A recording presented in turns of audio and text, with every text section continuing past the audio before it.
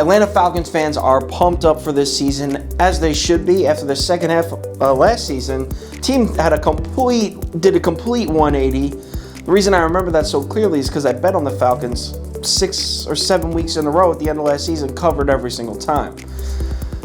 I don't know if this season's going to go as planned. Let's get into it.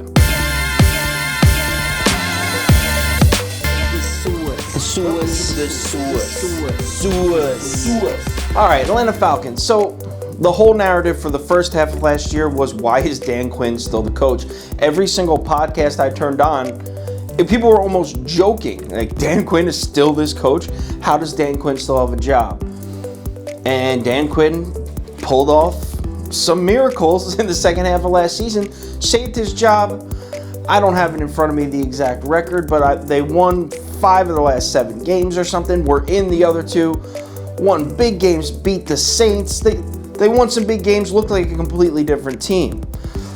That's good news for the Falcons, but the bad news is Dan Quinn just secured his job for another season, which I know a lot of Falcons fans are not pleased with. Let's start with the offense. The Falcons' offense is extremely one-sided. Their passing offense was ranked 2nd last year. The 2nd highest passing offense. Their rushing offense, 30th. That's pretty imbalanced. Now, you can put together a winning team with a heavy passing attack. Most teams do.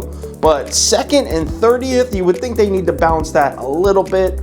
Falcons still haven't filled the hole that Devonta Freeman and Tevin Coleman left. They really don't have a back. I know they signed Todd Gurley, but it's been 2 years since Todd Gurley has looked like an elite back in today's NFL? I don't know if Todd Gurley's the answer. I don't know if the Falcons have what they need on the roster to put together a rushing attack. Our offensive line is okay, not great, not awful. It's about middle of the pack.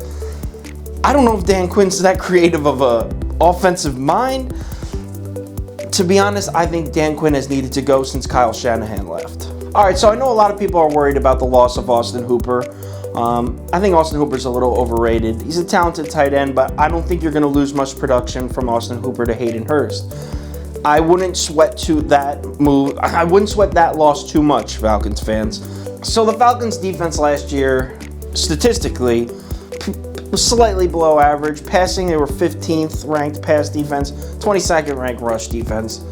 I mean, obviously you need to see that improve, but a more stable rushing attack will make the defense look better. Let that defense stay on the sideline and rest. A pass-heavy team more often than not, hurts your defense with these quick 3-and-outs. The Falcons' defense last year may have been a bit of a victim to their pass-heavy offense. A consistent rushing game gives the defense a chance to breathe, keeps the defense on the sideline for a few minutes, also gives the opposing team less snaps. So sometimes a pass-heavy team will make their defense look worse than it is. I'm not saying the Falcons' defense is elite by any means, but I don't think it's as bad as those numbers indicate. All right, so the Falcons are not a 4-12 team or a 5-11 team like they looked for some of last season. But I also don't think we'll see the Falcons of 3 years ago, the Super Bowl Falcons, until Dan Quinn gets out of there. Kyle Shanahan was the brilliant offensive mind of that offense. He's coaching the 49ers now, as you're all aware.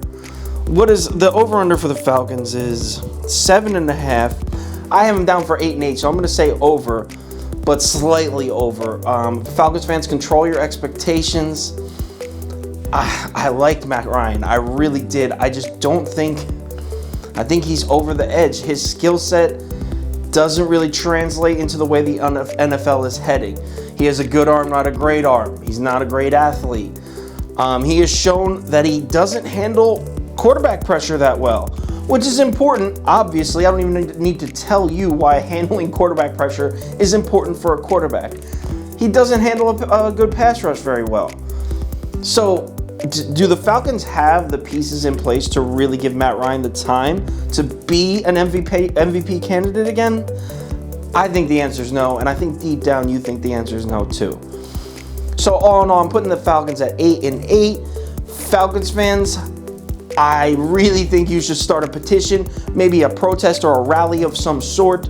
Get Dan Quinn out of the head coaching job because your team has a lot of talent. And I don't know why you want to continue to waste it. Next.